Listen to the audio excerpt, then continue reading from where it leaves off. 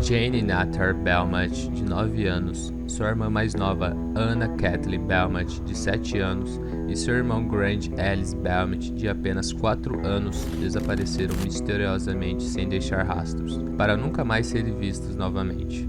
As crianças viviam juntamente com seus pais, Jim e Nancy, em um subúrbio de Adelaide, no sul da Austrália. Esse sinistro sumiço marcou a sociedade australiana para sempre, dando um choque de realidade no país que acreditava que suas crianças estavam seguras. Esse desaparecimento ficou conhecido como o misterioso desaparecimento das crianças Belmont.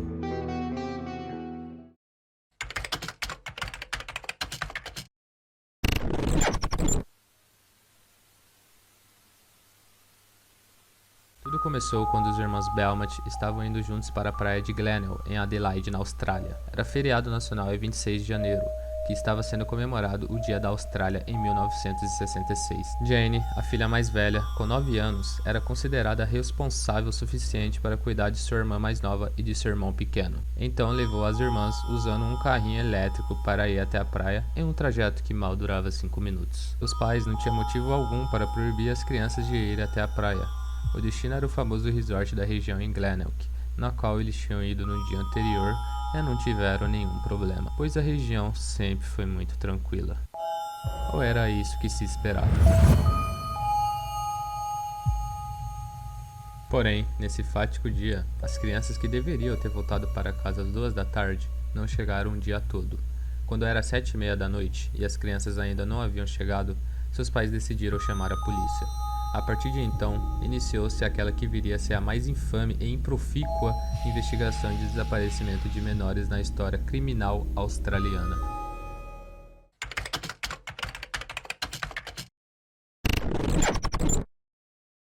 As investigações começaram imediatamente, especialmente por se tratar de crianças, que dificilmente estariam em outro lugar sem a supervisão e conhecimento dos pais, a não ser que alguma coisa tivesse acontecido. Diversas investigações apontaram a possibilidade de as crianças terem sido vistas na companhia de um homem alto e loiro, na qual tudo indica o acompanhavam de bom grado. Quando Jim e Nancy, os pais das crianças, afirmaram que Jane, a mais velha, era tímida e retraída demais na companhia de estranhos, a polícia começou a suspeitar que eles haviam sido possivelmente sequestradas por alguém que conheciam e que havia conquistado a confiança e a simpatia das crianças ao socializar com elas em ocasiões anteriores. Depois de algum tempo, eles teriam saído da praia a pé, e Jane comprou pastéis e uma torta de carne com a nota de 1 libra. Porém, a mãe das crianças detalhou que deu somente moedas para pagar a tarifa do carrinho elétrico que os levou para a praia, e nenhuma cédula. Para as autoridades, esse foi o primeiro indício sério que algo de errado estava acontecendo. A última vez que eles foram vistos foi na tarde desse mesmo dia. Estavam fazendo o caminho de volta para casa alegres e saltitantes. O relato foi dado por um carteiro que conhecia a família.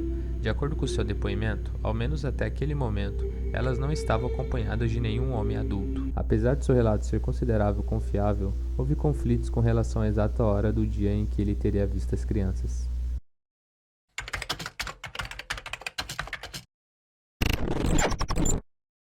O caso também atraiu a atenção internacional.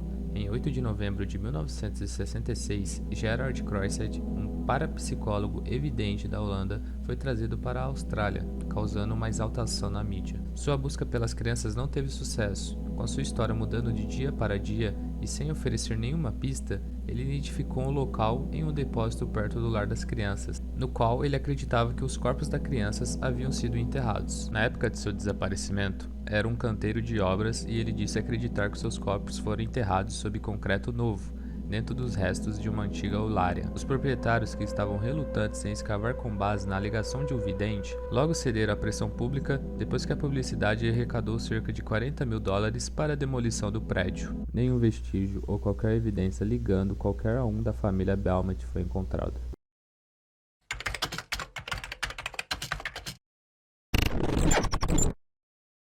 Cerca de 2 anos após seu desaparecimento, os pais de Belmont receberam 2 cartas supostamente escritas por Jane e outra por um homem que disse estar com as crianças. A polícia acreditou na época que as cartas poderiam muito provavelmente ser autênticas depois de compará-las com outras escritas por Jane. A carta de O Homem dizia que se autoproclamava guardião das crianças e estava disposto a devolvê-las aos pais. Na carta, um local de encontro foi nomeado. Os pais de Belmont, seguidos por um detetive, dirigiam até o local designado, mas ninguém apareceu.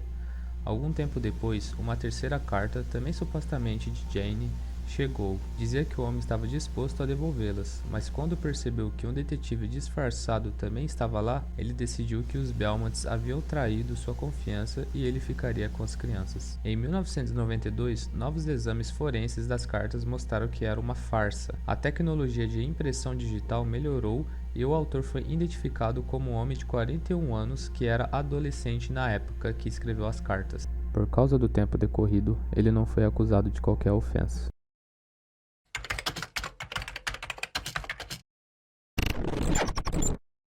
Bevan Spencer von Eine. Durante a investigação de von Eine, a polícia ouviu um informante identificado apenas como Sr. B. Ele relatou uma suposta conversa na qual von Eine se gabou de ter tirado 3 crianças de uma praia vários anos antes. Disse que havia levado para casa para realizar experimentos. Von Eine disse que realizou uma cirurgia brilhante em cada um deles e os conectou. Uma das crianças supostamente morreu durante o procedimento. Então ele matou as outras 2 e jogou todos os corpos no cerrado ao sul da Adelaide. A polícia não havia considerado von Eine em conexão com as crianças Belmont, mas ele se parecia um pouco com as descrições e os esboços dos policiais de 1966. Arthur Stanley Brown. Junto com von Eine, Brown é considerado o suspeito mais provável para o sequestro de Belmont, pois ele tinha uma semelhança impressionante com a imagem idêntica do suspeito para os casos de Belmont. A busca por uma conexão com os Belmonts não teve sucesso, pois não existiam registros de emprego que pudessem esclarecer seus movimentos na época. Harry Phipps. Phipps tinha uma semelhança substancial com a impressão do policial do homem visto conversando com as crianças na praia. Era rico e tinha o hábito de distribuir notas de 1 libra. Mais tarde foi acusado de ter tendências pedófilas e vivia a apenas 300 metros da distância da praia de Glenelg, na esquina da Rua Augusta com a Rua Sussex. Em 2007, o filho de Phipps, Hydian, que tinha 15 anos na época do desaparecimento, apresentou-se aos pesquisadores com a alegação que tinha visto as crianças no quintal de seu pai naquele dia. 2 outras pessoas, jovens na época, disseram que foram pagos por Phipps para cavar um buraco de 2 por 1 por 2 metros em seu pátio de fábrica naquele fim de semana, por razões não declaradas. A certa altura, os moradores começaram a acusar a mãe das crianças de estar envolvida, o que foi trágico. Nancy Belmont, de 92 anos, morreu em um centro de saúde em Adelaide em 2019. Seu marido, de quem ela se divorciou durante o trauma de 1966, ainda está vivo e bem em Adelaide. No entanto, os anos se passaram e os estudos não produziram resultados. Como nenhum resto jamais foi descoberto, o potencial de assassinato nunca pôde ser provado. Mas no final, o fato terrível e a compreensão mais plausível que resta para a polícia, o povo australiano e aos pais das crianças é que as crianças Belmont podem estar mortas há muito tempo ou ainda estarem presas ou vivendo livremente. A verdade provavelmente nunca será esclarecida.